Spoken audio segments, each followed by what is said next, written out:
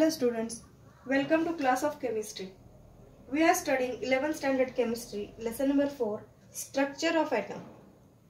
In previous video, we discussed some terminologies in the lesson. Today, we will study models of atom. After the discovery of fundamental particles of atom, that is electron, proton and neutron, it became necessary to know that how these particles are arranged in an atom.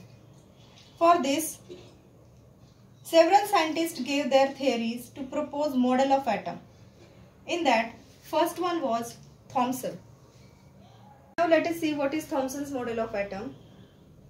According to Thomson's model of atom, as the atom is electrically neutral, that means it must have same number of positive and negative charges in it. So Thomson proposed the model of atom where positive and negative charges are in the spherical cloud, where the positive charge is spread all over the sphere and electrons, that is negatively charged particles, are embedded in the positively charged sphere. Thomson's atomic model was also correlated with the watermelon. We can see that there are two parts in the watermelon. One is red colored part and other black colored seeds. So seeds are correlated with the electron and positive charge is correlated with the red colored part in the watermelon. So this model was also known as watermelon model and also known as plum pudding model. So plums are correlated with the electron and pudding is correlated with the positive charge.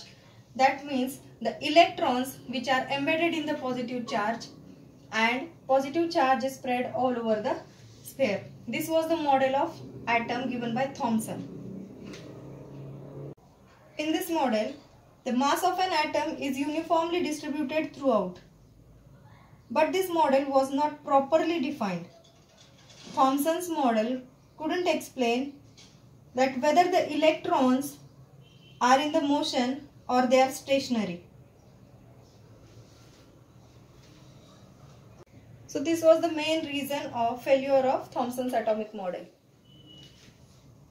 Next is Rutherford's model of atom. Rutherford put forth nuclear model of atom. Rutherford's model of atom suggested that atom must be like a miniature version of solar system. In this, he proposed that an atom consists of a minute positively charged body which is located at the center called as nucleus, which is like the massive sun in the solar system. Nucleus is very small but it contains all the protons and neutrons.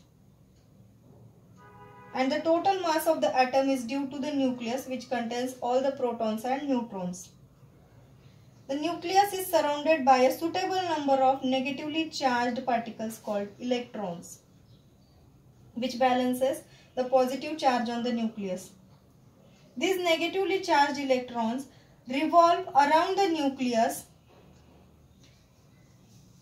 like the planets revolve around the sun in the solar system. In Rutherford's model, the electrons are not stationary, and this differs his model from the Thomson's model of atom.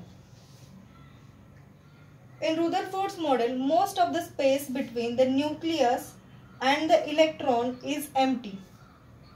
The radius of the atom is 5 times as large as the radius of nucleus. So these are the postulates of Rutherford's model of atom. This model of atom was objected by Niels Bohr, showing some limitations or drawbacks of this model. Now let us discuss what are the drawbacks of Rutherford's model of atom. Drawbacks of Rutherford's model of atom. Rutherford's atomic model describes that electrons revolve around the nucleus would follow a spiral path which shows intrinsic instability of the atom, whereas the atoms are stable. So before Rutherford put forth his model of atom, J.C. Maxwell showed that whenever an electric charge is subjected to acceleration, it emits radiation and loses energy. This can be correlated with the model of atom given by Rutherford. In the Rutherford's model of atom, there is one nucleus which is positively charged present at the center of the atom, and negatively charged electrons are revolving around the positively charged nucleus. So according to J.C. Maxwell, if the charged body, suppose Q2, is moving around another stationary charged body, suppose Q1, it can lose its energy or emit energy in the form of radiations. This can be applicable to the Rutherford's model of atom, as the negatively charged electrons are revolving around the positively charged nucleus. At a certain point, the electrons can emit its energy and can fall into the nucleus, and this results in shrinking of the orbit.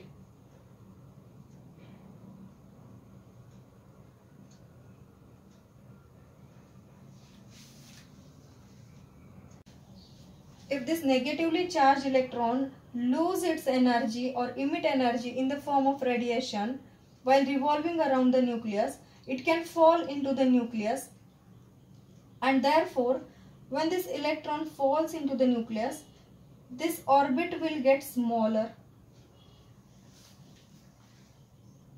That means there will be no orbit for that electron, and the radius of the atom will get smaller. This results in the instability of atom, whereas the atoms are stable, and therefore this is the drawback of Rutherford's model of atom. Another drawbacks of Rutherford's model of atom are: it failed to explain the position and distribution of the electrons around the nucleus. Rutherford's model of atom failed to explain the spectrum. Spectra of his model should be continuous spectra, but the observed spectra of the atom is line spectra. Another drawback is Rutherford's model of atom failed to explain the energies of the orbit and electrons. So according to the first drawback, Rutherford's model of atom failed to explain the stability of atom. Next, it failed to explain the position and distribution of the electron. Then it failed to explain the spectrum, and it also failed to explain the energies of the orbit and electrons. So these are the drawbacks of Rutherford's model of atom. These drawbacks of Rutherford's model of atom were overcome in the Niels Bohr's model of atom, which we will discuss in our next video.